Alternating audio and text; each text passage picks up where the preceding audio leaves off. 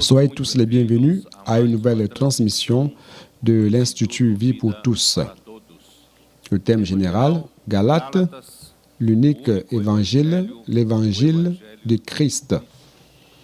Message 17, la substitution du leadership à Jérusalem sous la pression des Juifs.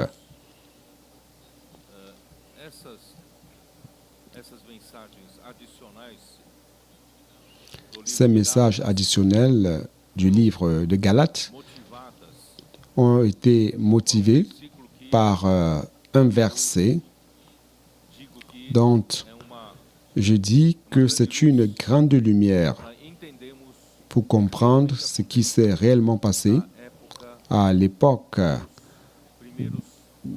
des premières années de l'Église.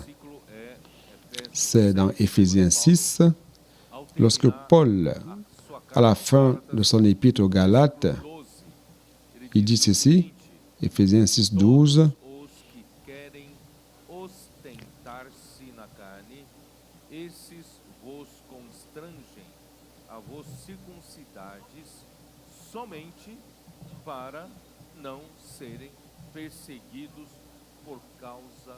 c'est Éphésiens 6, 12. Tous ceux qui veulent se rendre agréables selon la chair vous contraignent à vous faire circoncis uniquement afin de n'être pas persécutés pour la croix de Christ. Donc c'est un verset qui apparemment n'est pas très important, mais ici, il montre que toute chose a changé lorsqu'il y a eu cette préoccupation d'alléger la persécution pour la croix du Christ. Donc la raison pour laquelle les Juifs croyants de l'Église à Jérusalem sont retournés vers la circoncision et la pratique de la loi, c'était principalement dû à la persécution dont ils étaient victimes, des grandes persécutions qu'ils ont souffert de la part des Juifs et du leadership de la nation d'Israël. Donc ici, il est clair. Il continue en disant « Car les circoncis eux-mêmes n'observent point la loi. » Donc le motif principal, ce n'est pas le zèle pour la loi. Le motif principal, c'est de fuir la persécution à cause de la croix du Christ. Ils veulent que vous soyez circoncis pour se glorifier dans votre chair. Pour ce qui me concerne, loin de moi la pensée de me glorifier d'autre chose que de la croix de notre Seigneur Jésus-Christ, par qui le monde est crucifié pour moi, comme je le suis pour le monde. Donc on voit le changement drastique de deux dispensations. Le changement de la dispensation de la loi vers la dispensation de la foi. Et la dispensation de la foi compte sur l'Esprit Saint, sur l'action de l'Esprit Saint. Elle compte sur la parole de Dieu, qui est Christ. Donc, frères, c'est un grand changement. Paul lui-même, au chapitre 5 de Galates, au verset 11, il dit « Pour moi, frères, si je prêche encore la circoncision, pourquoi suis-je encore persécuté? Le scandale de la croix a donc disparu. » Frères, si Paul voulait se soulager des persécutions, des souffrances dans son ministère, il lui suffisait tout simplement de retourner à la prédication de la circoncision. Ainsi, toutes ces souffrances prendront une fin.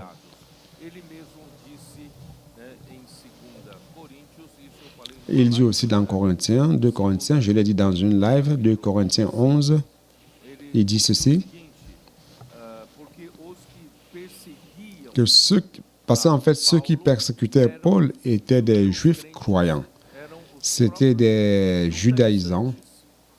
C'est pour cela qu'il dit, au verset 22, 2 Corinthiens 11, 22, il dit, sont-ils hébreux? En fait, ceux-là qui le persécutaient, qui lui causaient des souffrances, tandis qu'il travaillait pour édifier des églises, élever des églises, il causait du tort à Paul. Sont-ils hébreux? Moi aussi. Sont-ils israélites? Moi aussi. Sont-ils de la postérité d'Abraham? Moi aussi. Sont-ils ministres de Christ? Je parle en homme qui extravague. Je le suis encore plus. Par les travaux, bien plus. Par les coups, bien plus. Par les emprisonnements, bien plus. Frère, les coups et les emprisonnements venaient de la part des Juifs.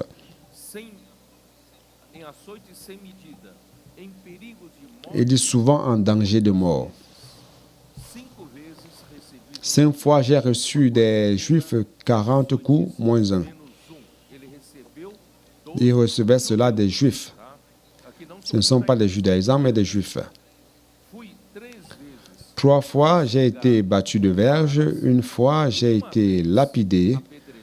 3 fois, j'ai fait naufrage. J'ai passé un jour et une nuit dans l'abîme. Fréquemment en voyage, j'ai été en péril sur les fleuves, en péril de la part des brigands, en péril de la part de ceux de ma nation, en péril de la part des païens, en péril dans les villes, en péril dans les déserts, en péril sur la mer, en péril parmi les faux frères. J'ai été dans le travail et dans la peine, exposé à de nombreuses veilles, à la faim et à la soif, à des jeûnes multipliés, au froid et à la nudité. Celui qui contrôle le son, il doit un peu baisser, s'il vous plaît, il y a un problème de retour de microphonie.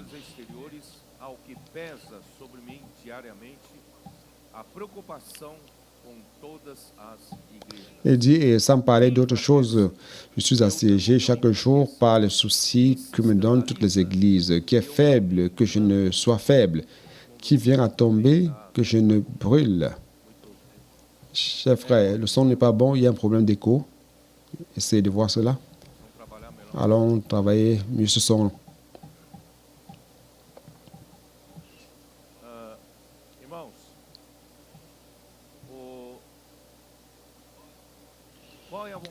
Frère, quelle est la volonté de Dieu, comme je l'ai dit hier? La volonté de Dieu, c'est dans Éphésiens 1, 9, 10.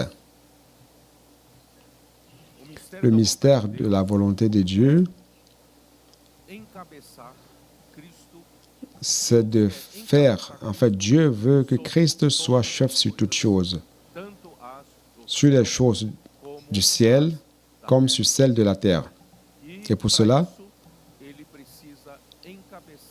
il doit être chef de son Église afin que cela se produise. C'est dans Éphésiens chapitre 1, verset, je vais lire verset 9-10. Nous faisant connaître le mystère de sa volonté selon le bienveillant dessein qu'il avait formé en lui-même, pour le mettre à exécution lorsque les temps seraient accomplis, de réunir toutes choses en Christ, celles qui sont dans les cieux et celles qui sont sur la terre. Et pour que cela se produise, il faut qu'il y ait l'Église. Verset 22, il a tout mis sous ses pieds et il l'a donné pour chef suprême à l'Église, qui est son corps, la plénitude de celui qui remplit tout en tous. Donc, frères, ici, il est très clair. C'est très clair. Dieu a une volonté. Et cette volonté, c'est le grand désir de son cœur qui doit être exécuté. Quelle est sa volonté? c'est de faire en sorte que Christ soit le chef suprême de toutes choses. Et pour que cela se produise, il doit engendrer son Église. L'Église engendrée par la vie de Dieu, par la mort et résurrection de Christ, et deviendrait ainsi son corps. L'Église qui est son corps, pour que Christ soit la tête de toutes choses, le chef de toutes choses. C'est ainsi que Dieu veut agir. Comme nous l'avons dit hier, Dieu a suscité une personne au milieu d'une génération d'idolâtres, où personne ne se préoccupait de la volonté de Dieu. Tous recherchaient chacun ses propres intérêts, ses propres gains, étant idolâtres. Tous étaient idolâtres. Mais nous rendons grâce à Dieu car il y avait un homme, Abraham, qui cherchait le véritable Dieu. Et finalement, le véritable Dieu s'est fait connaître en lui apparaissant. C'est le Dieu de la gloire. Lorsqu'il lui est apparu, c'est Abraham qui cherchait Dieu de manière désespérée. Le jour qu'il a rencontré ce Dieu véritable, comme je l'ai dit, et je le répète, il a rencontré le Dieu qui a créé les cieux et la terre, le Dieu omnipotent, et il lui a remis sa vie, il a remis sa vie au Seigneur, à l'Éternel. Il ne se préoccupait plus, à partir de là, de la lutte pour sa subsistance, pour ses propres besoins, car il savait que ce Dieu de la gloire, prenant soin de lui, tout ce dont il aurait besoin serait accompli. Donc, nous devons avoir cette même attitude, chers frères. Dieu l'a enrichi extrêmement et a aussi enrichi Lot. Mais il n'a jamais mis dans son cœur cette question de richesse. Par contre, Lot a fait cela. Il a mis cela dans son cœur. Le résultat, c'était qu'il est arrivé à Sodome. Il a pratiquement perdu sa famille. Donc, c'est une histoire triste. Abraham ne s'est jamais préoccupé de son patrimoine terrestre, de son patrimoine ici sur terre. Si bien que dans le livre de Hébreux, chapitre 11, vous allez voir qu'il est parti de sa terre. Il est parti de cette terre sans avoir une once de terre. Alors, pourtant, Dieu lui avait promis la terre. C'est parce qu'il s'attendait à une patrie céleste. Il ne se préoccupait pas à rechercher les biens, les patrimoines, la terre, ici sur terre. Frères, nous devons avoir tous ce cœur. Et finalement, à travers Abraham, Dieu a pu élever une nation. Je l'ai dit hier, à travers cette nation, Dieu voulait, au milieu d'une génération d'idolâtres, il voulait avoir une nation qui lui appartienne, une nation qui serait un royaume, une nation de sacrificateurs, une nation sainte. Et seulement son peuple ici sur terre devait écouter sa voix de manière diligente, garder son alliance, et le plan de Dieu serait réalisé. Mais nous voyons dans l'histoire d'Israël que, à cause de ceux qui étaient au pouvoir durant plusieurs époques, ont rejeté la parole vivante de Dieu. Tout comme Dieu avait élevé Moïse pour donner la direction au peuple, pour parler la parole vivante de Dieu, ils ont désobéi et n'ont pas voulu écouter. Ainsi, beaucoup de prophètes ont été élevés, ils ont été persécutés, et à la fin, ils ont fait mourir Jésus, qui était le prophète de Dieu, que Dieu a envoyé ici sur terre. Frères, malheureusement, le peuple d'Israël n'a pas rempli sa fonction. Et finalement, le temps est venu où Christ est venu, il a été persécuté, il a été mis à mort, La mort du Christ et sa résurrection ont marqué le début merveilleux qui est la naissance de l'Église. Lorsque l'Église a été engendrée, Dieu a finalement dit, « Maintenant, je peux accomplir mon désir, ma volonté qui est de faire Christ chef sur toute chose. » Vous avez compris? Malheureusement, Satan, durant tout ce temps, a voulu annuler la croix de Christ. En annulant la croix de Christ, alors, c'est quoi l'Église? Donc, sans la croix de Christ, il n'y a pas d'Église, l'engendrement de l'Église. Sans la croix de Christ, il n'y a pas de pardon de péché. Sans la croix de Christ, notre vieil homme continue vivant et il n'y aurait pas, frère, la nouvelle création. Donc, grâce à Dieu aujourd'hui, nous avons la mort et la résurrection de Christ qui, à travers cette œuvre de Christ, ont engendré son Église. Donc, les judaïsants voulaient annuler la croix de Christ, annulant ainsi toute l'œuvre de Dieu. Allons lire le livre des Actes des Apôtres pour essayer de découvrir comment l'Église a commencé de manière pure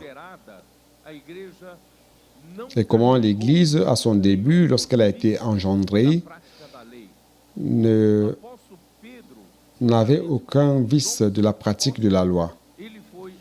L'apôtre Pierre, avec les 11 autres apôtres, l'apôtre Pierre était très fidèle.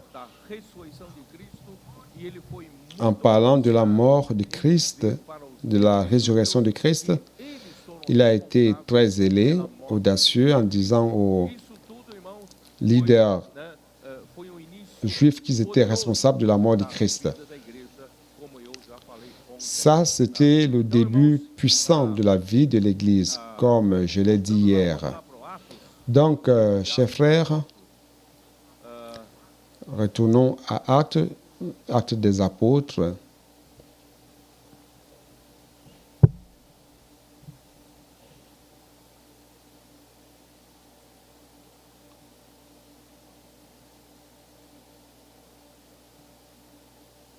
Eu falei ontem que qual era o papel do Espírito Santo.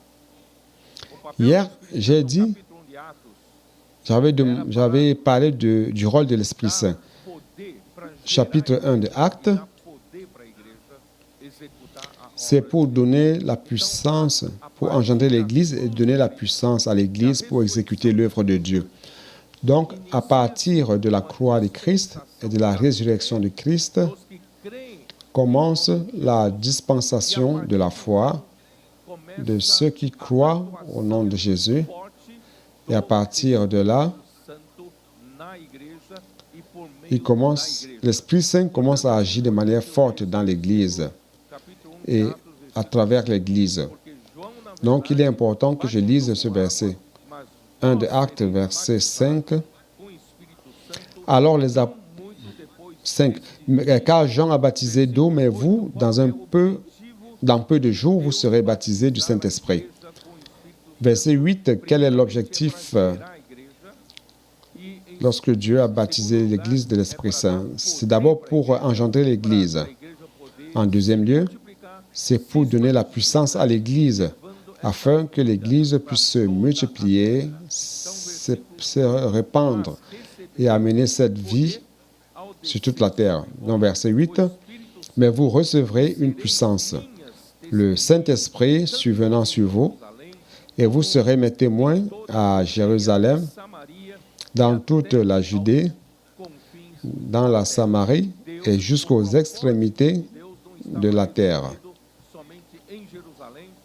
L'objectif de Dieu n'était pas seulement résumé à Jérusalem, ce n'était pas résumé seulement en Judée ou juste aller jusqu'à Samarie. Mais ce que Dieu a dans sa pensée, dans son plan, c'est que ceux qui allaient vivre la vie de l'Église seraient comme ses témoins et allait se répandre sur toute la terre. Donc, l'Église ne se résume pas seulement aux Juifs qui ont cru au Seigneur, car il fallait inclure aussi tous les gentils, les païens qui auraient cru au Seigneur à partir de ce jour-là. Et un grand épisode qui s'est produit, c'est le jour de Pentecôte, où l'Esprit Saint est descendu et distribué sur chacun sous forme de langue de feu. Chacun des 120 Galiléens qui étaient là à Jérusalem, priant et attendant ce moment. Ainsi, chers frères, les 120 ont perdu leur peur, leur crainte. Ils sont devenus plus audacieux et ont commencé à prêcher l'Évangile. Chacun d'eux a commencé à prêcher l'Évangile en d'autres langues. Car à Jérusalem, il y avait beaucoup de Juifs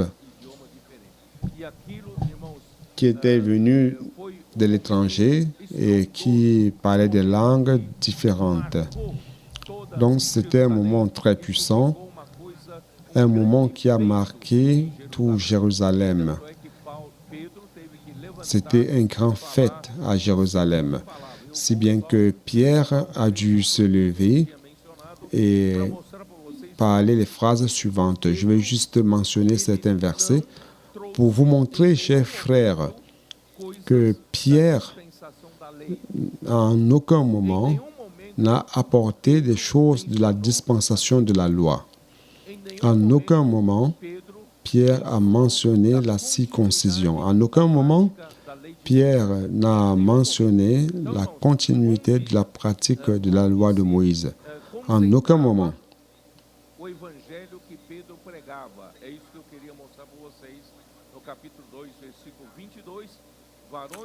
Où se concentrait l'évangile que Pierre prêchait. Je vais vous montrer cela au verset 22, acte 2, 22. Homme israélite, écoutez ces paroles, Jésus de Nazareth, cet homme à qui Dieu a rendu témoignage devant vous par les miracles, les prodiges et les signes qu'il a opérés par lui-même au milieu de vous, comme vous le savez vous-même.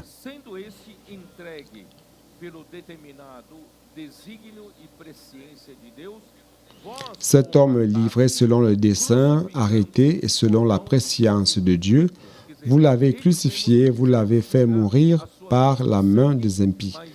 C'est-à-dire qu'eux-mêmes n'ont pas voulu souiller leurs mains de sang, mais ils ont fait en sorte que l'Empire romain puisse le faire mourir. Ils ont appelé Pilate pour le condamner à mort et qu'il soit mort des mains des soldats romains, par la main des impies. Les Juifs eux-mêmes n'ont pas voulu souiller leurs mains. Dieu l'a ressuscité en le délivrant des liens de la mort, parce qu'il n'était pas possible qu'il fût retenu par elle. Frères, c'est la mort et la résurrection de Christ, le thème principal de la prédication de Pierre. Parce qu'à partir de la mort de Jésus, tout change, la dispensation a changé. Il ne s'agissait plus de la dispensation de la loi. Donc, à partir de ce moment-là, c'était la dispensation de la foi. Ceux qui croyaient au nom de Jésus feraient partie de cette dispensation et participeraient à la puissance de l'Esprit Saint pour vivre cette nouvelle dispensation de la grâce.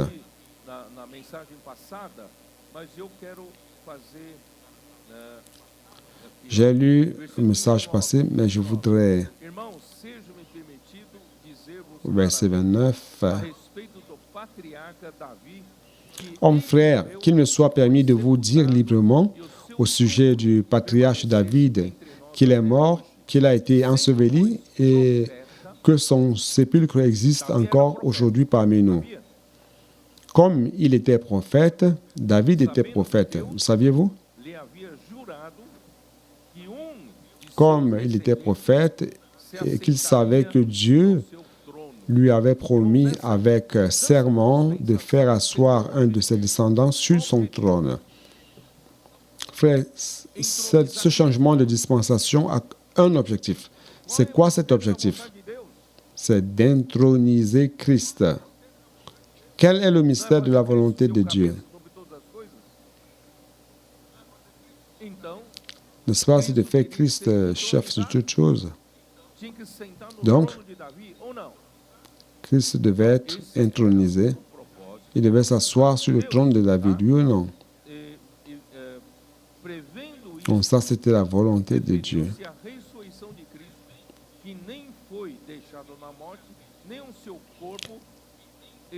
C'est la résurrection de Christ qu'il a prévue et annoncée en disant qu'il ne serait pas abandonné dans le séjour des morts et que sa chair ne verrait pas la corruption.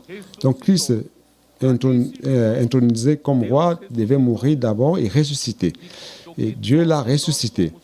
C'est ce Jésus que Dieu a ressuscité. Nous en sommes tous témoins. Élevé à la droite de Dieu, il a reçu du Père le Saint-Esprit qui avait été promis et il l'a répandu comme vous le voyez et l'entendez. Donc au jour de la Pentecôte, c'était une situation extraordinaire. Vous voyez ceci? Vous voyez tout ça?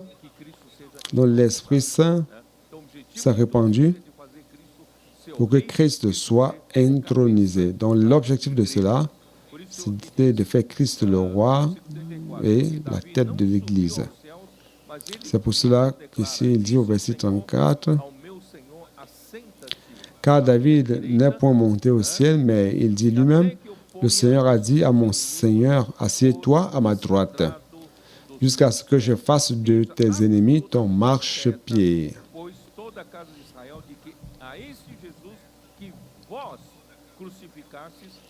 Que toute la maison d'Israël sache donc avec certitude que Dieu a fait Seigneur et Christ c'est Jésus que vous avez crucifié.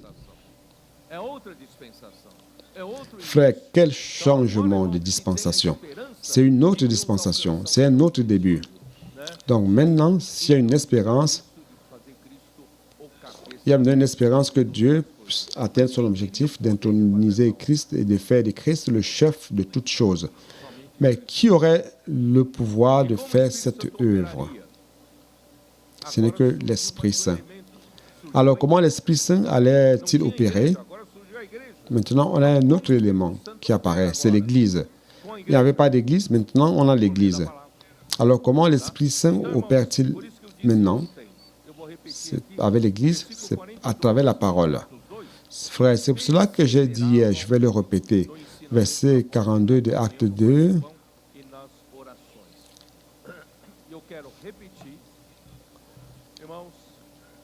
Il persévérait dans l'enseignement des apôtres, dans la communion fraternelle, dans la fraction du pain et dans les prières. Je vais répéter. Lorsque l'Esprit Saint descend, lorsque Dieu concède l'Esprit Saint, il y a un grand événement qui s'est produit au jour de la Pentecôte. Tous les 120 étaient remplis d'Esprit Saint. Frère, chacun d'eux était une personne en puissance. Il parlait d'autres langues. Ceux qui ne savaient rien de l'anglais parlaient anglais. Ceux qui ne savaient pas parler le français parlaient le français. Ça, c'est la puissance de l'Esprit. Il peut faire tout ce qu'il veut. Oui ou non? Et tous étaient perplexes. Tous étaient surpris. Qu'est-ce qui s'est passé? Frère, ça, c'est la puissance de l'Esprit par l'Église. Toutefois, frère, l'Église ne vit pas de ces grands événements tous les jours. Oui ou non? Avant, on disait aux jeunes, à la conférence des jeunes, les jeunes, il est vrai, que pas tous, mais un grand nombre de jeunes vivaient seulement des épisodes de la conférence des jeunes. À une conférence des jeunes, ils sont là, amenés vers le haut, plein de charges, plein de paroles, plein d'esprit, mais lundi, on commence la descente jusqu'à la nouvelle conférence. Et lorsqu'on arrive à la nouvelle conférence, il faut ressusciter certains.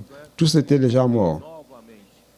novamente. Et il fallait atteindre encore un autre épisode pour les élever avec puissance une fois de plus.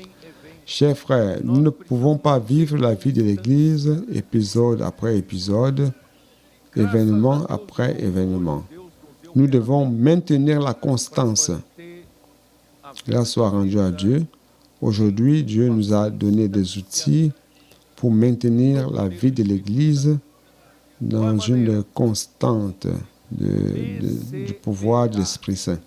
Alors, il s'agit de quelle manière? A palavra perseverar. Persévérer.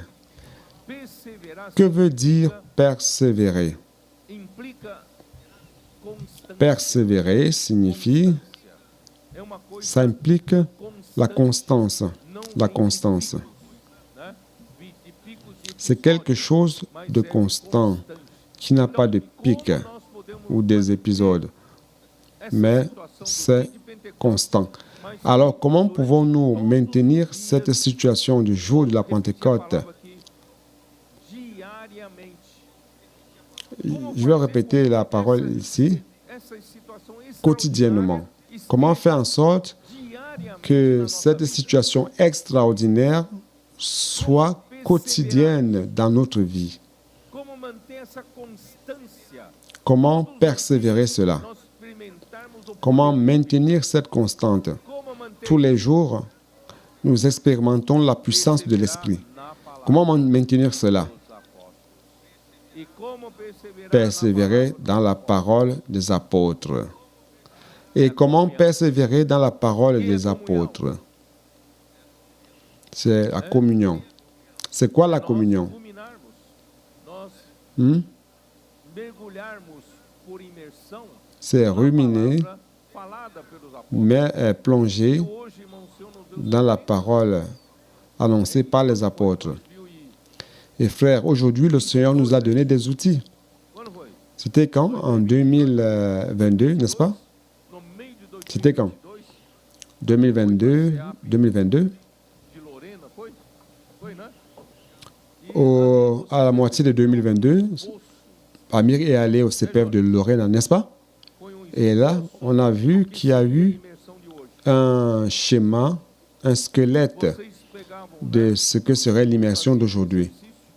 pegavam a mensagem e cada N'est-ce pas, tentava traduzir Jonas? o sentimento da Les mensagem. frères faisaient des exercices, ils prenaient un message et chacun essayait de traduire le sentiment du message à travers certaines figures.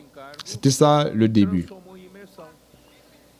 Et le PAC a développé cette charge et a transformé cela en immersion. Começamos a ter imersão, se eu não me Quel grand présent que le Seigneur nous a donné. né? Passamos, Et nous avons commencé à avoir l'immersion, je pense que c'était à la fin de 2022.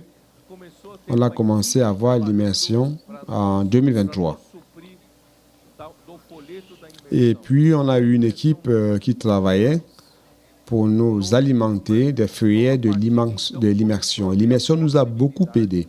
De nós perseverar Frères, à partir de là, on a commencé à avoir la possibilité de persévérer dans la parole des apôtres à travers la communion, à travers l'immersion. o Senhor sempre nos dá uma Et de l'immersion, les premiers cris de guerre sont apparus. uma comprovação. Le Seigneur nous donne toujours une expérience et après montre Imersão que cela est prouvé dans les Écritures. que Deus Le Seigneur nous a montré l'immersion et après nous a montré dans Deutéronome 6 praticasse que Dieu voulait déjà a palavra que le peuple d'Israël pratique l'immersion, pratique repetidas, l'inculcation de la parole dans le cœur, n'est-ce pas? certo? E o grito de guerra, Pas des répétitions successives. C'est ça l'immersion. Et le cri de guerre. é meio infantil, Les premiers cris de guerre, mas assim, mas isso aqui c'était un peu enfantin, n'est-ce pas, à peu près. né, para quem luta nas ruas, quem não Mais ça a servi à nous encourager, à nous animer. Ceux qui sont dans les rues, preciosidade, celui qui n'est pas colporteur ne ressent pas la pression des rues a dificuldade nas et ne connaît pas é le necessário côté précieux des cris de guerre. Mais ceux qui affrontent les difficultés dans les rues savent comme les cris de guerre sont nécessaires. que começaram Ça anime, ça encourage. tipo assim, ó papai, ó mamãe, Mãe, o que que eu tô fazendo Donc au aqui? Pâques, ils ont commencé à inventer les cris de guerre. Un peu, c'était comment? Ah, papa, maman, qu'est-ce que j'ai fait ici? Coisa desse tipo. Ai, ai, papai, Ah, né? mon sac est vide. Mas, Ce genre de choses. hoje, graças Aïe, aïe, aïe, papa, n'est-ce pas? ao Senhor, o Senhor nos Mes fez frères, aprimorar aujourd'hui, tanto o grito de guerra, grâce à Dieu, que os gritos de guerra le são Seigneur conteúdo nous a fait dominer tant le da cri de palavra guerre falada da que les semana cris de guerre sont pleins e nos de ajuda contenu, a fazer de la melhor parole impressão annoncée durant la semaine et qui nous aide à faire encore une meilleure immersion. a inculcar Nous avons le feu de l'immersion, nous avons le cri de guerre qui nous aide à inculquer la parole dans le cœur. com amor reverente à palavra mudou tudo. Et le Seigneur nous a donné les adolescents pour énergiser avec l'amour révérent à la parole et tout a changé. Cada de nós Frères, tout cela essa donne la possibilité à chacun de nous de vivre cette vie de l'esprit você pratica a imersão? à un haut niveau. Você realmente desfruta de toda Est-ce que vous a pratiquez l'immersion? pode te dar através de gritos de guerra? Réellement, Faz como os adolescentes vous jouissez, vous profitez de tout le potentiel que l'immersion peut vous donner. Les cris de guerre, est-ce que vous faites comme les adolescents? Ils prennent des notes, anotando, mas estão anotando alguma coisa. ils sont déjà là avec les carnets, les cahiers. C'est parce qu'ils sont en train d'écrire, mais ils sont en train d'écrire quelque chose. Ouvem a Ils prennent les cahiers, ils notent, transcrição prennent des notes, e muitos et ainda après, beaucoup écoutent encore le message, font les transcriptions, o Ami não et toma beaucoup encore d'entre eux et dorment en écoutant la parole. de ouvido uma mensagem. Ami ne prend plus de médicaments pour dormir. Aujourd'hui, il met les écouteurs d'un message et le message commence à... Et là, il dort, il s'endort. 20 minutos dá para ouvir, né? Donc, littéralement, ils dorment avec Dieu. E acorda com Donc, Deus, tu né? peux écouter 20 minutes, n'est-ce pas? né? OK. Acorda com Deus. Donc, littéralement, ils dorment avec Dieu, ils se réveillent avec Dieu. Vamos Ils se réveillent et se prient avec Dieu, n'est-ce pas? dessa prática. Se você não praticar, Donc, frères, ne pensez pas que vous êtes au-dessus de ces pratiques. Si vous ne pratiquez pas cela, vamos vous n'allez pas maintenir votre vie permitir que dans l'esprit, a palavra dans une constante. Alors, maintenir notre vie dans une constante, permettre à ce que, à travers la parole, l'Esprit Saint opère dans votre vie chaque jour. eu não tenho tempo de Ça, c'est persévérer. Atos capítulo Et le reste commence à se produire. Je n'ai pas le temps d'écrire de nouveau Acte 2, 42. 32, Donc, je vais sauter déjà pour aller à Acte 4, 32, que creram qui était la lecture de ce matin. o coração e a alma. Ninguém Il dit ceci: considerava la multitude de ceux qui avaient cru n'était qu'un cœur et qu'une âme.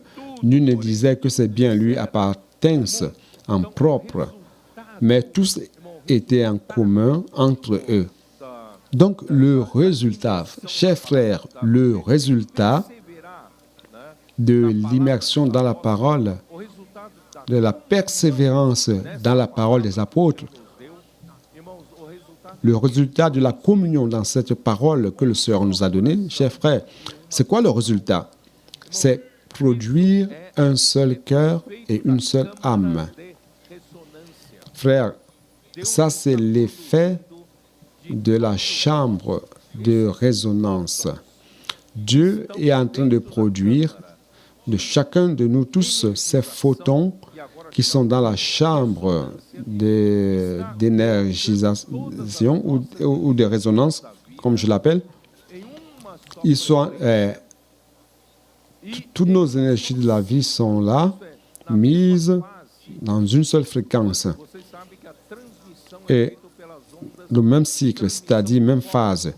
Vous savez que la transmission est faite, la transmission de photons. La lumière, eletromagnéticas. c'est une onde, la lumière transmise par une onde électromagnétique. Subida Et toute onde a un cycle. Então, o ciclo completo é uma subida. Il y a sa montée et sa descente, montée, descente.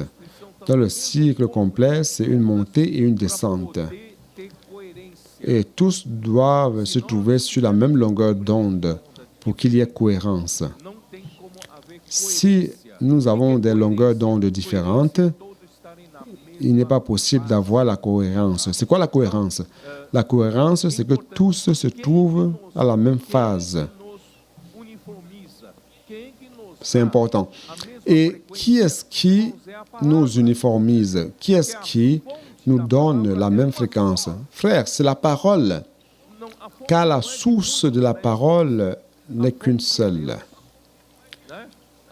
La source ne provient pas de plusieurs maîtres, docteurs. Ça vient de Dieu. Tout ce que Jésus faisait, dans Acte 17, que ses disciples ont compris, tout ce que Jésus faisait procédait du Père. Rien ne procédait de lui-même. Donc, frère, s'il n'y a qu'une seule source qui est Dieu, alors ça ne peut produire que la même longueur d'onde. Ça ne peut produire que la même fréquence. Donc, nous tous, nous sommes sur la même fréquence. Et chaque longueur d'onde signifie une couleur différente. Saviez-vous? La lumière rouge a une longueur d'onde, la verte, la bleue aussi a une autre longueur d'onde. Alors, quelle est notre couleur? Notre couleur est la couleur de Dieu. C'est la couleur de Dieu, car la source, c'est Dieu. La source de la parole, c'est Dieu. Donc, la parole de Dieu est en train de reproduire en nous la même fréquence de Dieu. Et cette même fréquence ne résout pas encore le problème. Nous pouvons avoir tous la même fréquence sans être en phase. Et si nous ne sommes pas en phase, tandis que mon onde monte et que la tienne descend, alors ton onde va annuler mon onde. Vous comprenez? Donc Dieu met tout le monde dans le même cycle, d'où cette chambre de résonance. Donc pour maintenir cette constance dans la parole, dans la communion de la parole, Dieu est en train de nous montrer cette fréquence, que nous sommes sur la même fréquence, au même cycle. Et cela s'intensifie. Ainsi, nous avons la même direction, même objectif. Nous n'avons pas les directions différentes.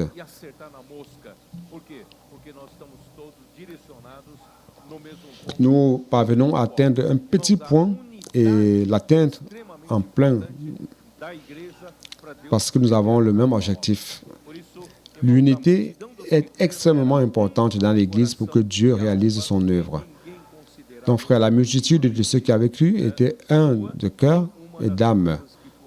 Et nul ne disait que ses biens lui appartinssent en propre, mais tout était commun entre eux. Les apôtres rendaient avec beaucoup de force témoignage de la résurrection du Seigneur Jésus, et une grande grâce reposait sur eux tous. Oh Seigneur Jésus. Donc, frères, rendez-vous compte, frères, rendez-vous compte, on se rend compte que le judaïsme est une page déjà tournée. Durant ce début de l'Église à Jérusalem, merveilleux, on ne voit pas Pierre ni aucun des apôtres parlant des choses du judaïsme. Non, tout était nouveau. Ils ont prêché sur la mort de Christ, la résurrection de Christ. L'Esprit Saint avait la liberté pour agir et les choses avançaient. Ils étaient dans l'unité, dans l'unanimité. Ils étaient détachés des choses matérielles. Ils s'offraient, ils remettaient tout aux pieds des apôtres. Je peux même continuer à lire verset 34. Car il n'y avait parmi eux aucun indigent.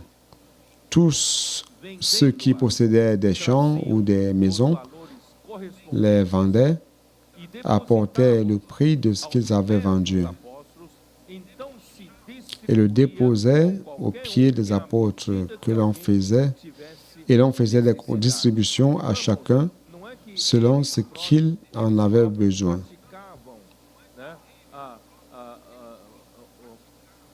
Ce n'est pas qu'eux-mêmes pratiquaient pratiquaient, c'est pas qu'ils pratiquaient les bonnes actions selon leur propre volonté. Non.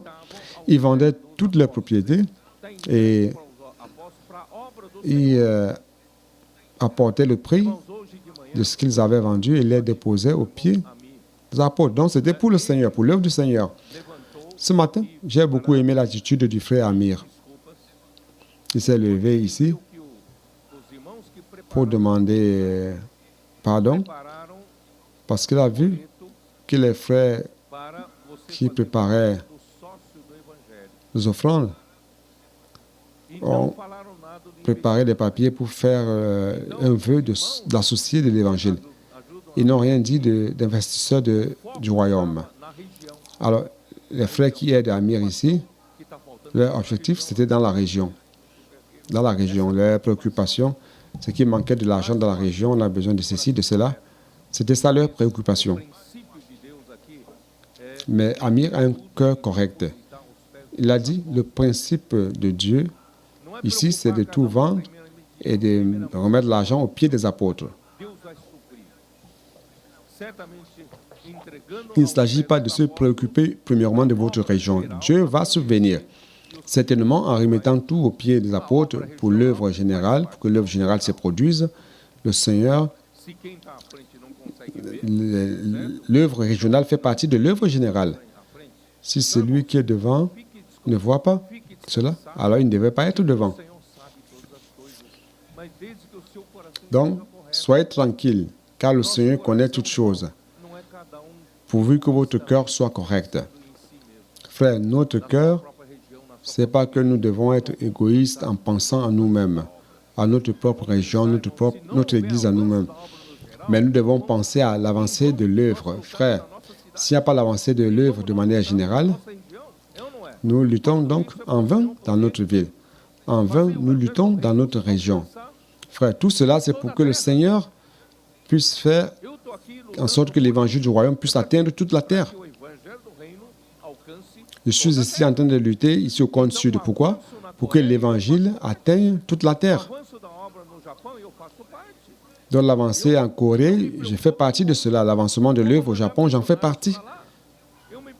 Je me préoccupe de comment envoyer les missionnaires là-bas. Je me préoccupe du centre de l'œuvre en Europe. Je me préoccupe du centre de l'œuvre aux États-Unis. Je me préoccupe du centre de l'œuvre en Afrique. Je me préoccupe de l'œuvre en Afrique en envoyant des missionnaires. Frère, c'est cela. Notre cœur doit être grand, à la taille de Dieu. Et le reste, Dieu prend soin. Est-ce qu'il ne prend pas soin de cela? Ce témoignage de ce frère simple de Hollande, comment cela nous a tellement touchés? Si simple. Il s'agit d'avoir un cœur correct, un cœur désespéré, de vouloir participer. Voilà donc. Travaillant comme nettoyeur, comme balayeur, faisant le Uber, faisant tout pour participer, pour avoir un quota d'investisseurs du royaume, vouloir participer à toi-même. Vous voyez comment ça nous touche vraiment. Et parfois, nous qui avons tellement de conditions, de moyens, on n'a pas ce cœur-là. Que le Seigneur puisse réellement, à travers la chambre des résonances, que nous puissions aussi pouvoir appliquer cette puissance, ce pouvoir sur nous, le pouvoir de l'Esprit Saint. OK? Donc, grâce soit rendue au Seigneur, les choses sont en train de changer. Ce matin, voyant toute cette joie des frères, Mauricio a commenté avec moi. Il a dit ceci. Parfois, nous sommes bouche bée avec tout ce qui s'est passé au début de l'Acte des Apôtres. La multitude qui a vécu était unie en pensée, en âme. Et le Seigneur faisait des choses extraordinaires parmi eux. Et Mauricio m'a dit, ce qui se passe aujourd'hui, c'est encore une plus grande dimension. Ce qui est écrit dans Actes, ce fait qui est écrit dans Actes des Apôtres, est en train de se produire parmi nous, chers frères. Est-ce que vous n'êtes pas émerveillés de cela?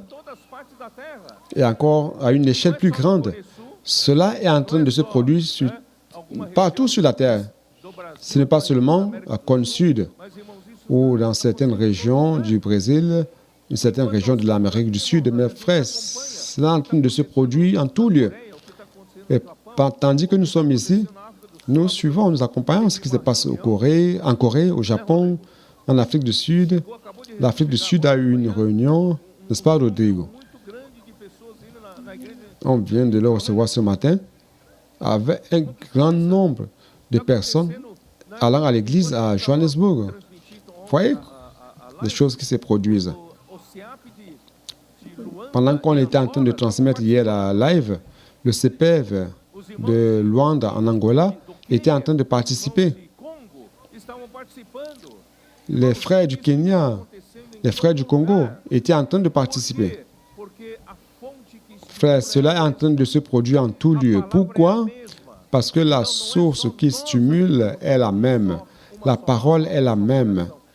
Donc, ce n'est pas seulement nous qui sommes ici d'une seule âme ou d'un seul cœur, mais c'est sur toute la terre que cela se produit aussi. Comme c'est merveilleux. Donc, frères,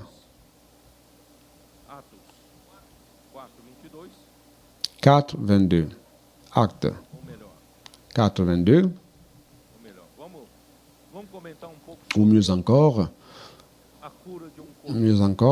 allons commenter un peu la guérison du boiteux.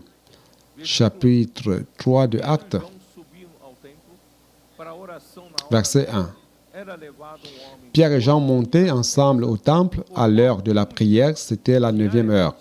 Il y avait un homme boiteux de naissance qu'on portait et qu'on plaçait tous les jours à la porte du temple appelé la Belle, pour qu'il demandât l'aumône à ceux qui entraient dans le temple. Cet homme, voyant Pierre et Jean qui allaient y entrer, leur demanda l'aumône.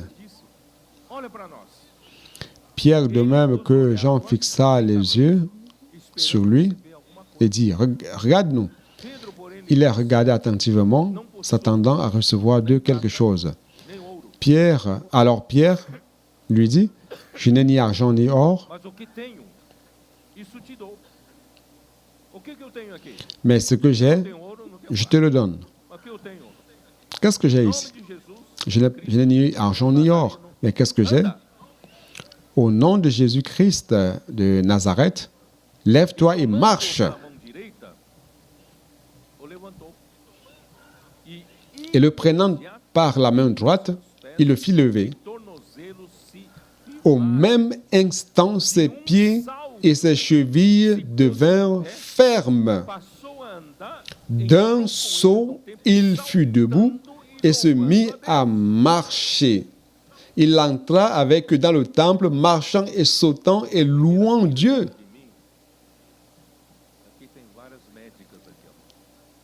Dans la première file devant moi, il y a plusieurs médecins ici, des personnes qui travaillent dans le domaine médical. Docteur Kasachik était même titulaire de la chaire à USP, l'Université de Sao Paulo, voilà. Elles ne vont pas me laisser me tromper dans mon commentaire. Alors, comment un homme qui est né boiteux, paralytique, qui n'a plus de muscles, il n'y a plus de nerfs, comment c'est possible? Pour moi, c'est impossible. Il n'est pas possible. Mais nous allons savoir plus tard que cet homme avait plus de 40 ans. 40 ans paralysé, déjà de naissance. Il n'avait rien qui puisse le faire se mettre debout, n'est-ce pas? Vous qui êtes médecin, ne me permettez pas de mentir, n'est-ce pas? Et non seulement il s'est levé, mais il a sauté. Donc, après s'être levé, il a sauté.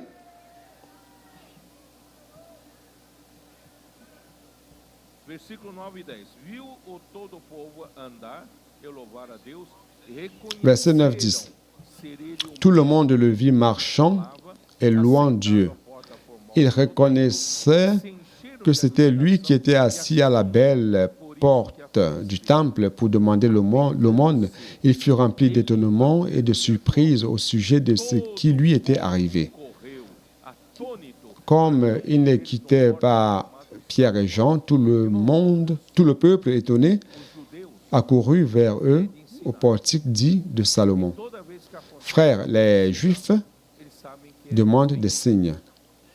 Et chaque fois qu'un signe se produit, ils savent que ça vient de Dieu. C'est Dieu qui fait cela. Donc les Juifs se sont approchés de Pierre et Jean, tous étonnés. Pierre, voyant cela, dit au peuple, « Hommes israélites, pourquoi vous étonnez-vous de cela?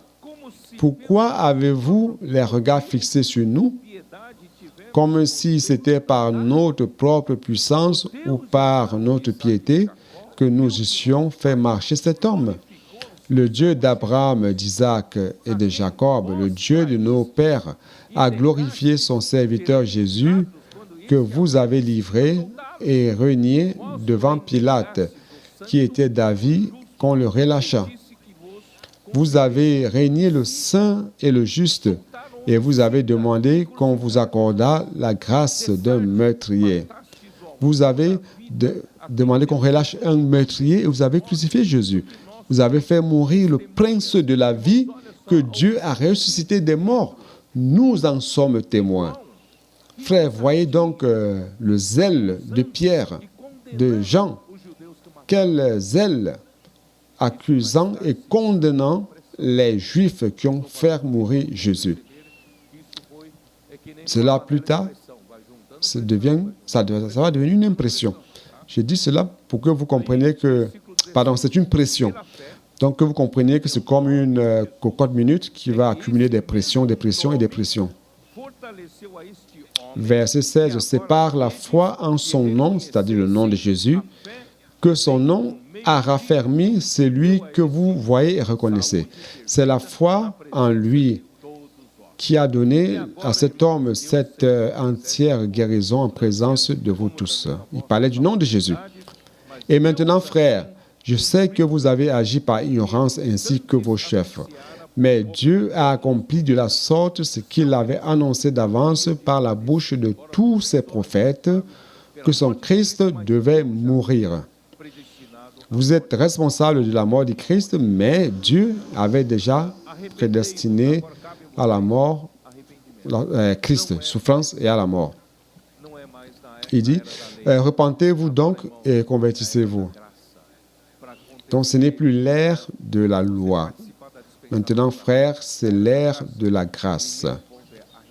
Pour participer à la dispensation de la foi à l'ère de la grâce, le premier point, c'est de se repentir. Repentez-vous donc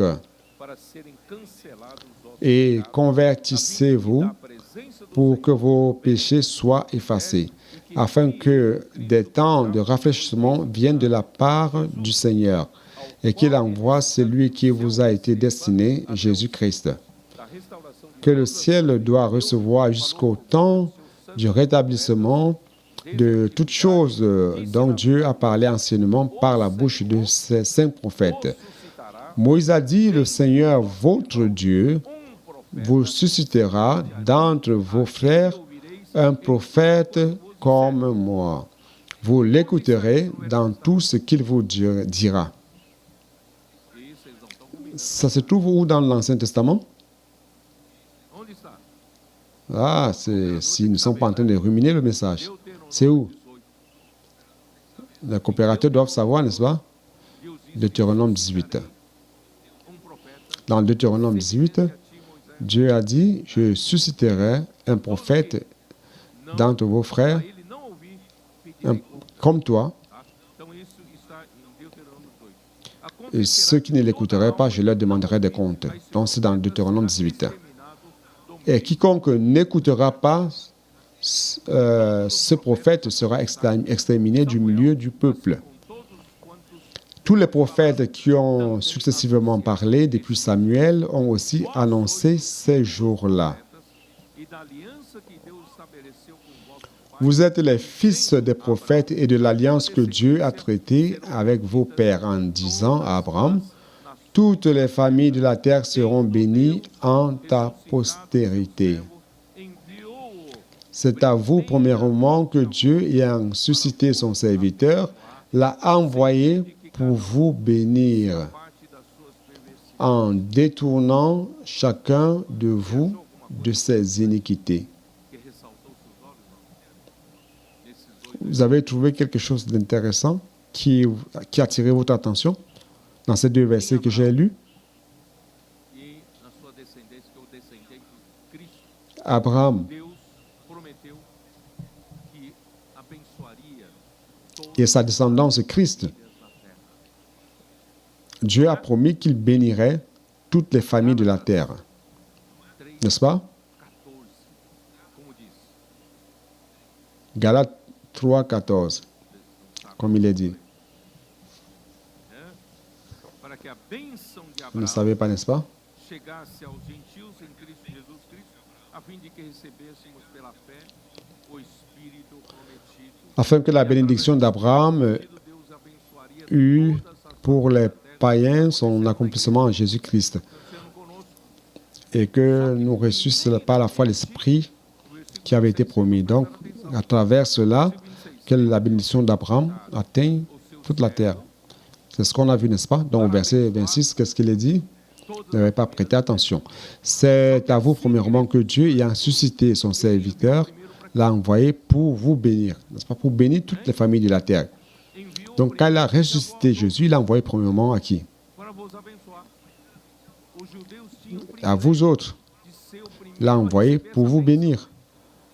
Donc, les Juifs avaient le privilège d'être les premiers à recevoir cette bénédiction. Mas eles têm que saber que Donc, les Juifs croyants ont reçu premièrement cette bénédiction, a bênção iria mais ils para devaient todas as savoir famílias da terra. que cette bénédiction ne leur appartenait pas à eux exclusivement. Ça devait aller aussi vers toutes les familles de la terre. Mais le Juif n'a pas ce concept. De Cornélio, Il pensait que tout était seulement pour les Juifs. Et à tel point que Pierre, dans la maison de Corneille, batizou. il a été vraiment touché, émerveillé de voir que l'Esprit Saint est descendu aussi et a baptisé ces païens qui ont cru au Seigneur Jésus. Bom, Donc, n'ayez pas ce concept de ce que cela começa ne soit pas pour toute la terre. Les Juifs n'avaient pas ce concept que c'était pour toute la terre. Donc, l'opposition a commencé. Le thème, l'objectif, en retournant dans le livre des Actes, pour vous montrer que, premièrement, il y a eu un changement de dispensation réellement. estava mais preso Et às coisas celui qui conduisait ce changement de dispensation n'était plus lié aux choses de la dispensation de la loi. Vous ne voyez pas Pierre et Jean parler de la loi, lá da morte ou de circoncision, ou de Moïse. e o Espírito Mais ils ont commencé à parler de la mort et de la résurrection de Christ. Et l'Esprit Saint agissait fazendo avec grande puissance, Você quer poder maior do que isso? faisant en sorte qu'un boiteux de naissance marche. Vous voulez voir un pouvoir plus grand que cela? Faire marcher un boiteux de naissance. Tá? Então, Alors, personne hoje, ne peut aller à l'encontre de ce que l'Esprit Saint est en train de faire. oposição. Capítulo 4, versículo 4. Entre les leaders juifs, il y a une opposition qui se lève. Chapitre 4, verset 1. Sacerdotes, Tandis que Pierre et Jean parlaient au peuple suivant les sacrificateurs, já tem le commandant du temple et les Sadducéens. três instituições diferentes. Donc on a déjà trois, on peut dire, trois institutions différentes. Templo e o sacerdote. Il y a les sacrificateurs, le commandant du temple et les Sadducéens, Eles o povo e mécontents em Jesus a de ce qu'ils enseignaient le peuple et annonçaient en la personne de Jésus la résurrection des morts. até o dia seguinte, pois já Ils mirent les mains sur eux et ils les jetèrent en prison jusqu'au lendemain, car c'était jusqu'au soir. C'était déjà le soir. Cependant, beaucoup de ceux qui avaient entendu la parole crurent et le nombre des hommes se leva à environ 5000 dans l'église à Jérusalem. Quelle merveille, n'est-ce pas?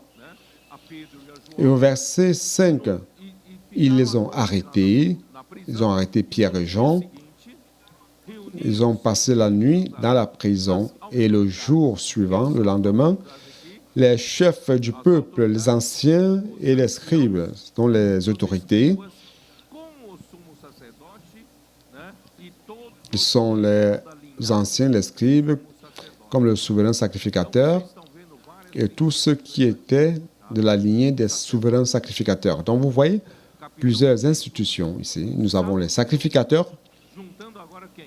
le commandant du temple, Sadducéen, Escribas, qui s'est ajouté, sacerdotes, les anciens, vários sumos sacerdotes, les scribes que só, et le souverain sacrificateur. Plusieurs souverains sacrificateurs, como é que fala? car São suplentes, né? il y a un qui change chaque année, mais il y a plusieurs Vocês qui lembram sont des suppléants.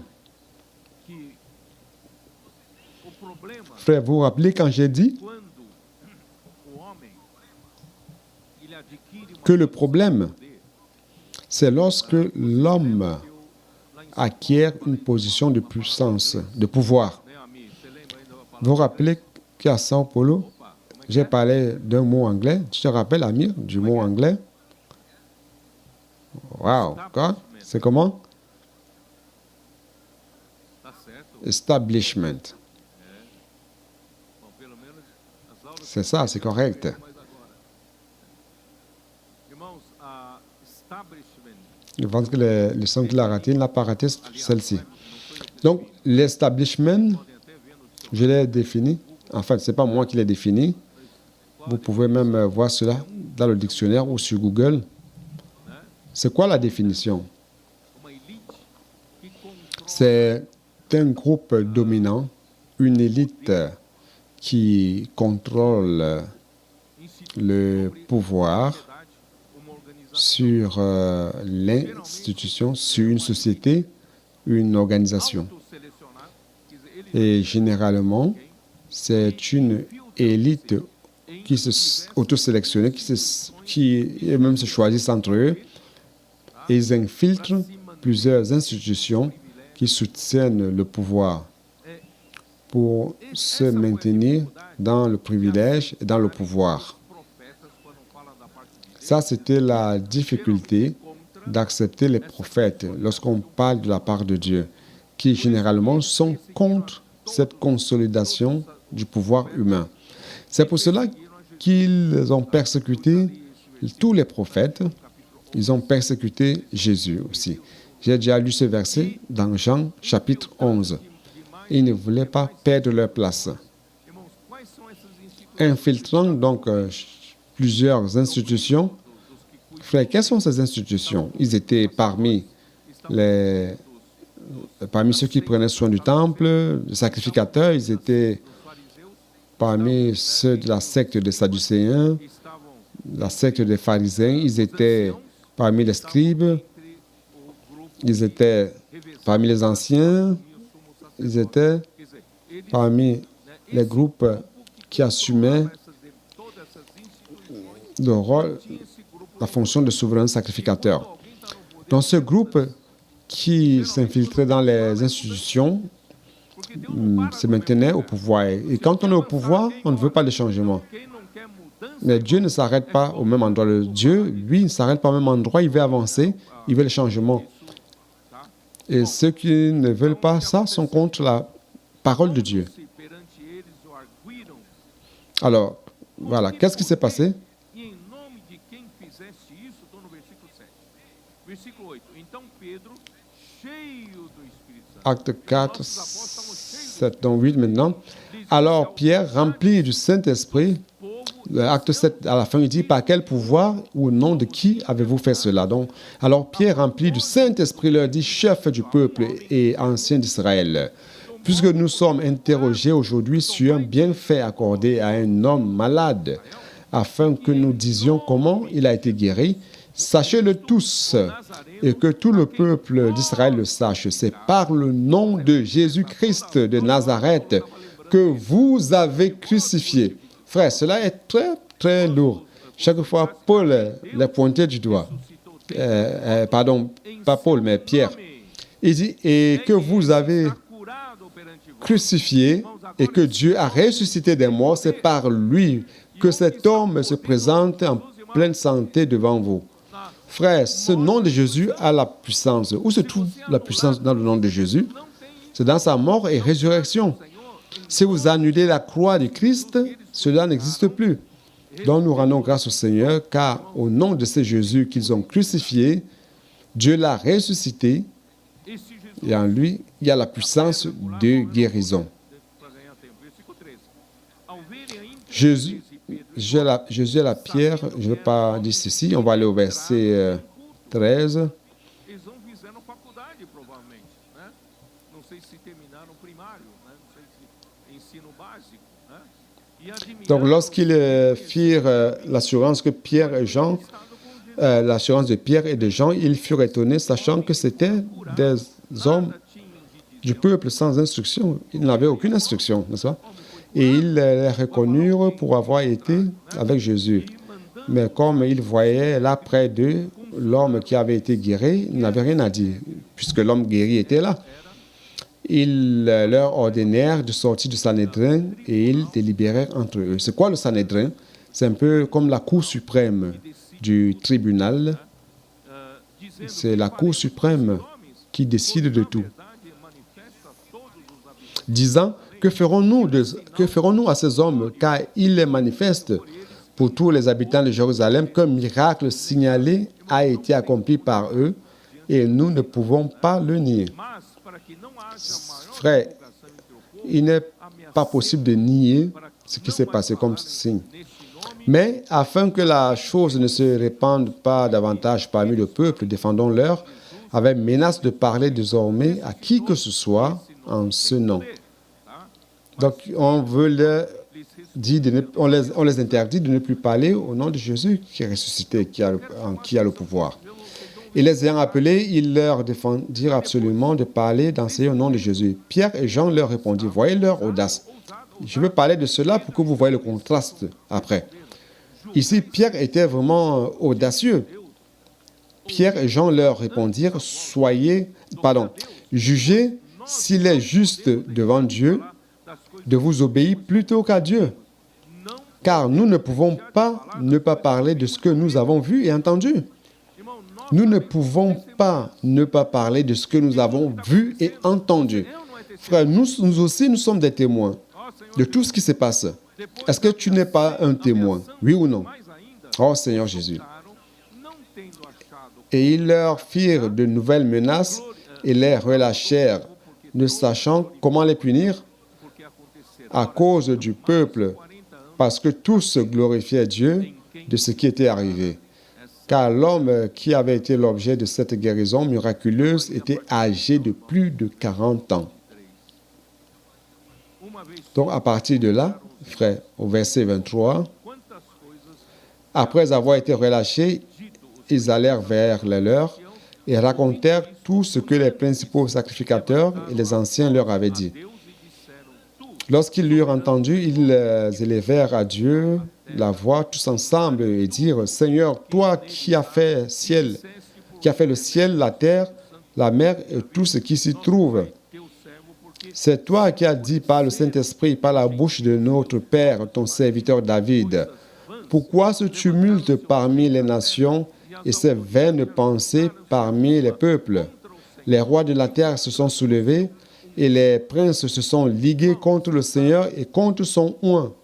que essas autoridades Frères, podem pressionar a igreja vous savez que ces autorités e Pedro peuvent continuam mettre la pression sur l'Église. acusando que eles mataram Ils avaient déjà averti et Pierre et Jean continuaient encore, é que as coisas les accusant d'avoir tué Jésus. cura milagrosa está acontecendo Et c'est que c'est au nom de ce Jésus que les choses sont en train de se produire, cette guérison miraculeuse s'est produite. as Et autoridades ils les ont interdit d'en parler et ils ont continué. têm Frères, les autorités ici sur terre força policial ont le pouvoir não só d'utiliser la force policière, oui ou non? a força militar Non seulement la force policière, si possible, la force militaire.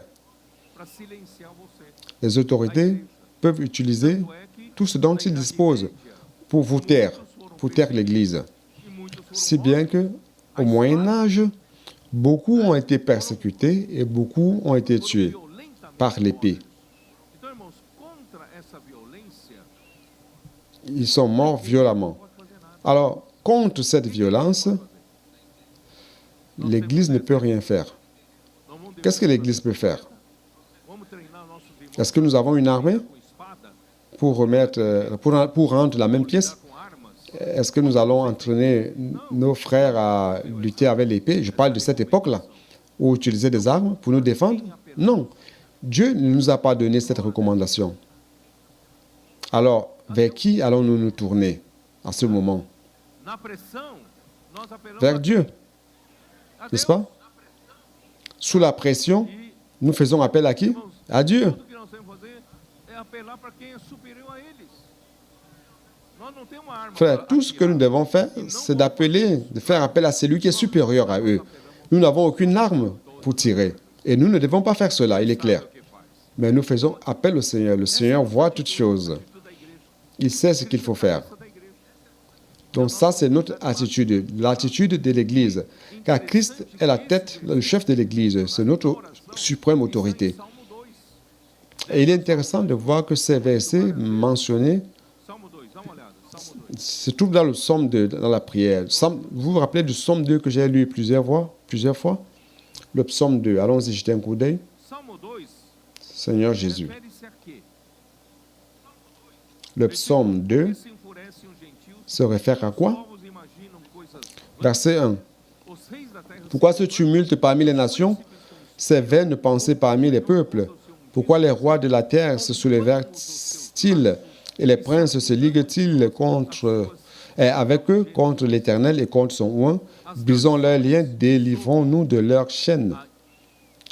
C'est-à-dire que les nations, as nações, sous, a liderança das nações, para o quê? Para que sous libertem l'instigation de l'ennemi, sur les dirigeants des nations, les princes as nações des nations, ligadas por pour qu'ils se déconnectent de Dieu et de Christ. qualquer ligação com Deus. Les nations sont instigées par Satan Infelizmente, de couper tous les liens avec Dieu et avec Christ. líderes judeus. Et malheureusement, ceux qui étaient inclus dans cela, c'étaient les leaders juifs. Ce n'étaient pas les nations. Rebelião contra Deus. Donc les leaders juifs ont été inclus dans cette rébellion contre Dieu et contre son oint. Falar sobre isso, tá? Então, aí, Donc frère, c'est triste vou ler aqui no de parler de cela. versículo 29. Agora, Senhor, olha para as suas ameaças e concede aos seus Je vais lire ici à la fin, verset 29. Et maintenant, Seigneur, vois leurs menaces et donne à tes serviteurs d'annoncer ta parole avec une pleine assurance. Frères, envolve na mesma moeda. nous ne voulons pas tout simplement nous plaindre Nós só en queremos, disant, Seigneur, rends-leur la même monnaie não é? Nós de ce qu'ils font contre nous. Non, nous voulons tout simplement avoir la liberté de prêcher l'Évangile, n'est-ce pas? pedimos o evangelho. Nous demandons à notre Seigneur de nous donner le zèle, l'audace pour prêcher l'Évangile, pour prêcher la parole, Por intermédio et étendant ta main do santo servo pour qu'il se fasse des guérisons, tremeu, des miracles et des prodiges par le nom unidos, de ton saint todos ficaram serviteur Jésus. Quand ils eurent prié, le lieu où ils étaient assemblés trembla. Ils furent tous remplis du Saint-Esprit et ils annonçaient la parole de Dieu avec assurance. o Deus dos céus, cabeça da igreja, não armou a igreja com tanques armas. Le Dieu du ciel, le chef de l'Église, Armou a igreja n'a pas armé l'Église par les tanks, des armes, des missiles, mais il a armé l'Église de quoi? cheio do Espírito Santo. De l'Esprit Saint. E passaram a fazer o quê? Tous étaient remplis de l'Esprit Saint, Anunciavam a remplis du Saint-Esprit, et on fait quoi? Ils annonçaient la parole de Dieu avec assurance. Donc frère, notre arme, c'est la parole. é o poder. Et celui qui nous donne la puissance d'annoncer la parole avec audace, c'est la puissance de l'Esprit Saint. Et on continue. La multitude de ceux qui avaient cru n'était qu'un cœur et qu'une âme. On va sauter, aller à Acte 5, 12.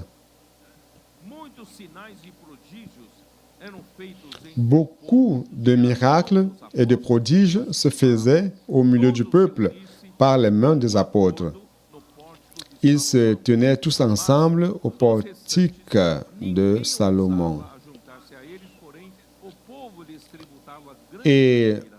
aucun des autres n'osait se joindre à eux, mais le peuple les louait hautement. le nombre de ceux qui croyaient au Seigneur, hommes et femmes, s'augmentait de plus en plus, en sorte qu'on apporta les malades dans les rues et qu'on les plaçait sur les lits. Donc, frère, ça c'est la réponse de Dieu à la réponse de Dieu à la prière de l'Église.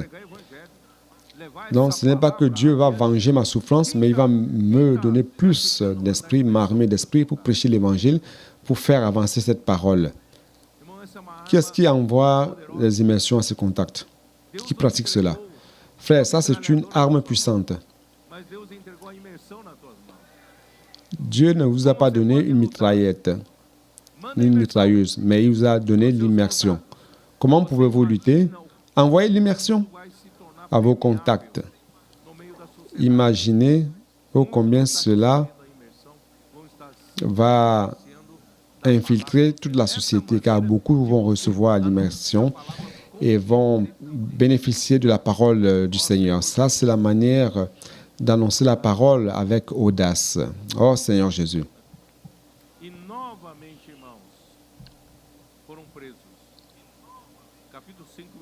Et une fois de plus, frères, ils ont été faits prisonniers. Chapitre 5, 17.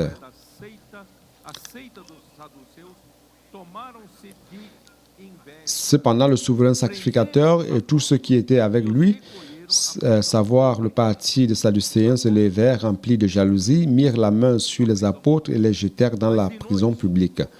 Tous les apôtres ont été arrêtés et jetés en prison publique. Mais un ange du Seigneur ayant ouvert pendant la nuit les portes de la prison, frère, vous voyez, ça c'est l'arme que le Seigneur nous donne. Donc, il a ouvert la porte de la prison, les a fait sortir et leur dit, allez, tenez-vous dans le temple et annoncez au peuple toutes les paroles de cette vie. Frère, la réponse à nos pressions, à la persécution, c'est de prêcher l'Évangile. C'est d'amener cette vie, cette parole, la parole de cette vie au peuple. C'est pour cela qu'on a besoin de plus de CPVistes. On a besoin de plus de colporteurs. On a besoin de plus de TCI, adolescents, jeunes, intendants. On a besoin des frères et de sœurs engagés pour annoncer la parole avec audace. Et entendu cela, ils entrèrent dès le matin dans le temple et se mirent à enseigner. Le souverain sacrificateur et ceux qui étaient avec lui étant survenus, ils convoquèrent le Sanhédrin et tous les anciens des fils d'Israël et ils envoyèrent chercher les apôtres à la prison. Mais ils n'étaient plus en prison.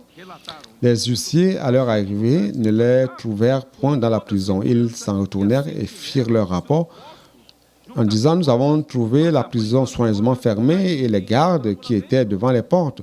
Mais après avoir ouvert, nous n'avons trouvé personne dedans. Toutes les gardes, les personnes qui gardaient étaient là, les sentinelles. Mais comment ils ont fait pour sortir? Il n'y a que Dieu qui peut faire cela. Lorsqu'ils ont entendu ces choses, le commandant du temple et les principaux sacrificateurs ne savaient que penser des apôtres et des suites de cette affaire. Frère, ça c'est la nouvelle dispensation. C'est la dispensation de la foi, la dispensation de l'esprit, la dispensation de la grâce. C'est le moment de l'Église. Frère, vous pouvez compter sur tout cela. Tout cela est disponible à l'Église. Vous n'avez pas de tank à votre disposition, vous n'avez pas de fusil à votre disposition, ni de mitrailleuses, mais vous avez l'Esprit Saint. Vous avez la parole qui opère des miracles.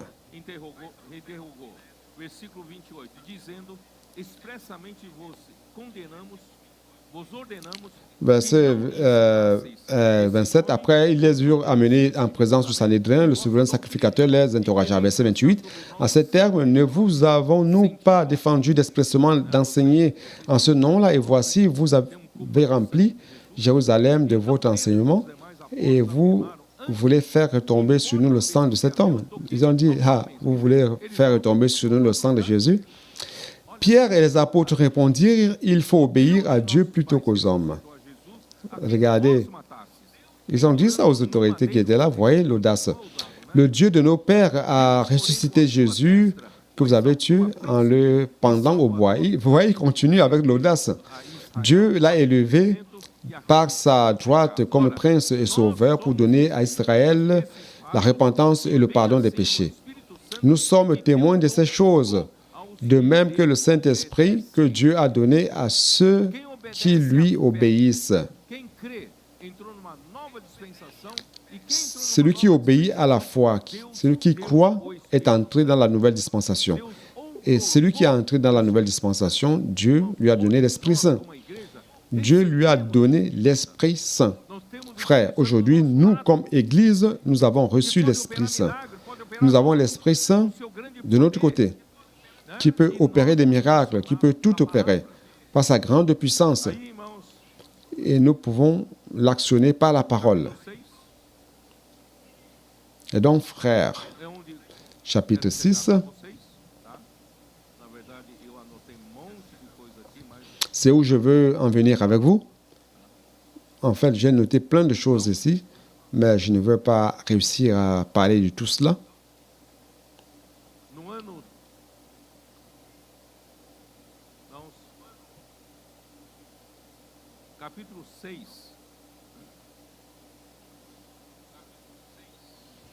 Chapitre 6.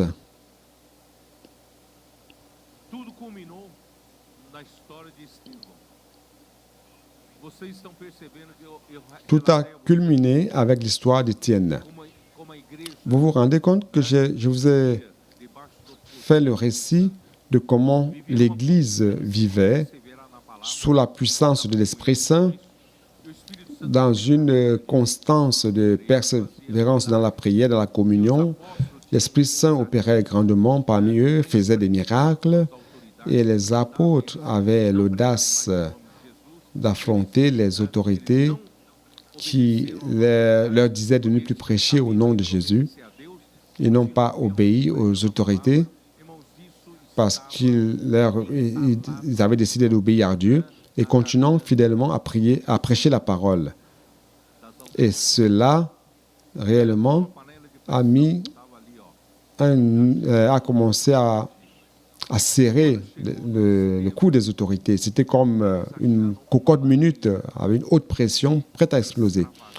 Et lorsqu'ils sont arrivés à l'épisode d'Étienne, ils ont trouvé un moyen de se soulager de cette pression, de faire sortir cette pression. Donc, 6-8, il dit ceci, « Étienne, plein de grâce et de puissance, faisait des prodiges et des grands miracles parmi le peuple. » Quelques membres de la synagogue dite des affranchis et de celle des Cyrénéens et de celle des Alexandrins, avec des Juifs de Cilicie et d'Asie, se mirent à discuter avec lui, mais ils ne pouvaient résister à sa sagesse et à l'esprit par lequel il parlait. Alors ils subornèrent des hommes qui disaient, « Nous l'avons entendu proférer des paroles blasphématoires contre Moïse et contre Dieu. » Ils émirent le peuple, les anciens et les scribes, et se jetant sur lui, ils le saisirent et l'amenèrent au Sanhédrin. Ils produisirent de faux témoins qui dirent « Cet homme ne cesse de proférer des paroles contre le lieu saint et contre la loi, car nous l'avons entendu dire que Jésus, ce Nazaréen, détruira ce lieu et changera les coutumes que Moïse nous a données. » Donc, frère, ce qui dérangeait ces gens-là, c'était qu'ils ne prêchaient pas la loi de Moïse, ils ne prêchaient pas les choses de la dispensation de la loi, mais prêchaient Jésus. Ils prêchaient Jésus ressuscité et que toute la puissance de l'Esprit Saint, que l'Esprit Saint opérait dans l'Église, ne pouvait pas faire cela. Et qui changeait la coutume d'une nation. La nation d'Israël est fondée sur la loi. Donc, à partir du moment où vous commencez à secouer la base d'une nation, qui pratiquement, c'est sa constitution, vous allez secouer toute la nation. Donc la préoccupation de maintenir cette nation debout, ou la préoccupation de maintenir ceux qui étaient au pouvoir de continuer. Chers frères, cette pression d'introduire une nouvelle forme de vivre qu'est l'Église a commencé à incommoder et cela a augmenté jusqu'au point d'exploser. Au verset 15, tous ceux qui siégeaient au Sanhédrin, ayant fixé les regards sur Étienne, son visage leur parut comme celui d'un ange. Au chapitre 7, c'est tout le discours d'Étienne. Celui qui n'a pas encore lu, je vous demande de lire avec grande attention et tendresse. Vous allez recevoir de grandes lumières dans ce chapitre. Je n'ai pas le temps de parler de tout cela.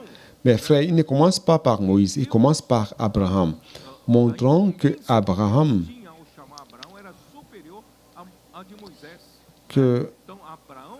quand Dieu a appelé Abraham, la charge qu'il avait pour lui était supérieure à celle de Moïse.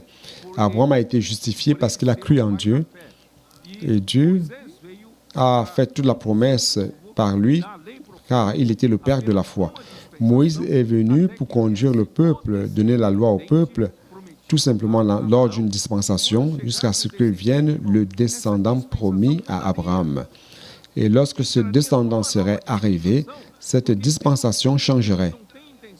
On entrerait dans une nouvelle dispensation, car Dieu n'a pas l'intention tout simplement de perpétuer le judaïsme. Dieu veut introduire une nouvelle dispensation pour faire sa volonté. Donc Christ doit être chef sur toutes choses. Mais les leaders juifs n'ont pas compris. Les leaders juifs n'ont pas compris. Il y a eu toute cette pression. Et Étienne termine montrant, disant, vous qui parlez tellement de Moïse, vous vénérez Moïse, la loi que Moïse a donnée, mais lorsque Dieu a utilisé Moïse pour parler au peuple des paroles vivantes, vous vous rappelez de cela? Chapitre 7, 38. Lorsqu'il a reçu la parole vivante pour transmettre à ses pères, les Israélites, ils ont désobéi. Et après, tout au long du temps, Dieu a toujours envoyé des messagers. Il a envoyé ses prophètes et vous les avez méprisés. Vous avez fait mourir les prophètes qui annonçaient l'avènement de Jésus. Vous avez fait mourir Jésus. Donc, lorsqu'il est parvenu à ce point, au verset 54, en entendant ces paroles, ils étaient furieux dans leur cœur et ils grinçaient des dents contre lui. Qu'est-ce que cela veut dire? Ils étaient vraiment à une pression très élevée, très haute. Ils voulaient faire mal à l'Église, faire taire l'Église. Et à ce point-là, cette marmite cocotte a explosé. Poum! Mais Étienne, rempli du Saint-Esprit et fixant les regards vers le ciel, vit la gloire de Dieu et Jésus debout à la droite de Dieu. Et il dit, voici, je vois les cieux ouverts, le Fils de l'homme debout à la droite de Dieu. Donc dans cette dispensation de la foi, il est debout.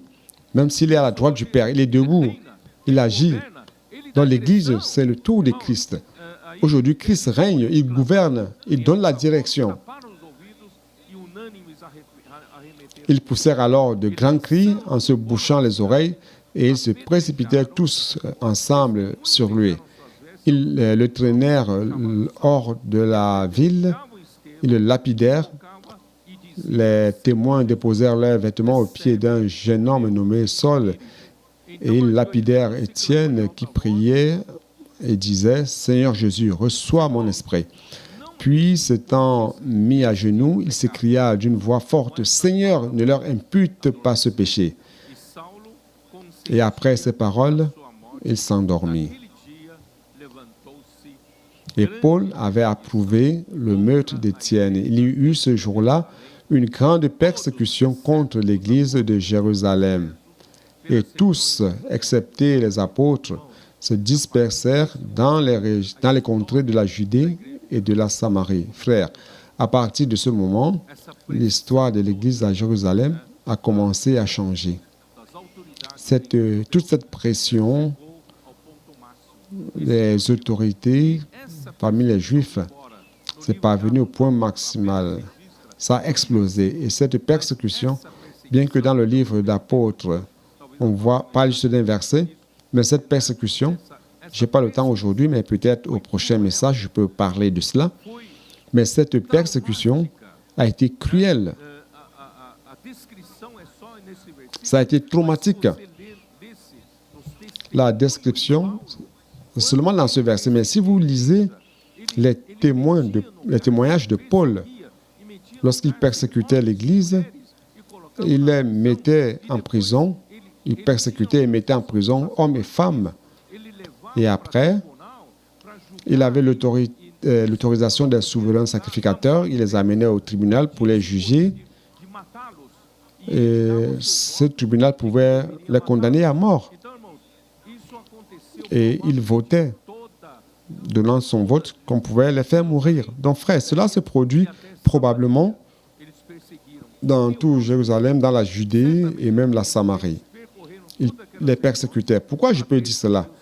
Certainement, frère, ils ont parcouru toute cette région pour persécuter les chrétiens. Pourquoi? Parce que lorsque Paul se convertit, il persécutait qui? Où? Il a pris une lettre d'autorisation des sacrificateurs pour aller arrêter ceux qui suivaient Jésus. Il était sur le chemin pour aller où? En Syrie. Ce n'était plus la Judée, ce n'était plus la Samarie. Il était déjà allé en Syrie, vous comprenez? Donc la persécution ne s'est pas seulement limitée à Jérusalem en Judée. Ils allaient déjà en Syrie. Ils sortaient déjà. Donc, frère, à partir de ce moment-là, la pression est devenue chaque fois plus grande. Et les disciples qui ont été dispersés avaient été tous dans la crainte, dans la peur. Bien que certains sortaient prêcher l'Évangile, mais beaucoup étaient dans la peur. Je vais terminer en disant ceci. Alors, c'est comme cela que sous cette pression, il apparaît dans l'Église à Jérusalem un parti qui était pour alléger un peu la persécution. Alors, comment alléger la pression de la persécution? Comment on fait cela? J'ai fini par lire, je venais de lire Galates 6. Maintenant, vous allez comprendre Galates 6, 12. Tous ceux qui veulent se rendre agréables selon la chair vous contraignent à vous faire circoncire uniquement. Pourquoi? Afin de n'être pas persécutés pour la croix de Christ. Vous comprenez? Ou c'est la croix, ou c'est la persécution. Qu'est-ce que vous choisissez?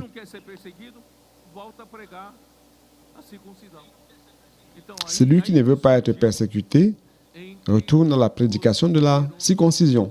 C'est ainsi que les Juifs qui ont cru en Jérusalem, parmi eux, un parti est apparu qui dit qu'il faut retourner à prêcher la circoncision pour alléger notre persécution, notre souffrance. Alors Pierre, sous son leadership, on lui disait, tu es très radical, tu as provoqué toute cette souffrance dans l'Église. C'est pour cela qu'il y a eu ce changement dans l'Église. C'est pour cela que je veux que vous compreniez que l'histoire de l'Église à Jérusalem n'est pas exactement ce que nous avions compris. Maintenant, nous comprenons mieux, car réellement, c'est ce qui s'est passé.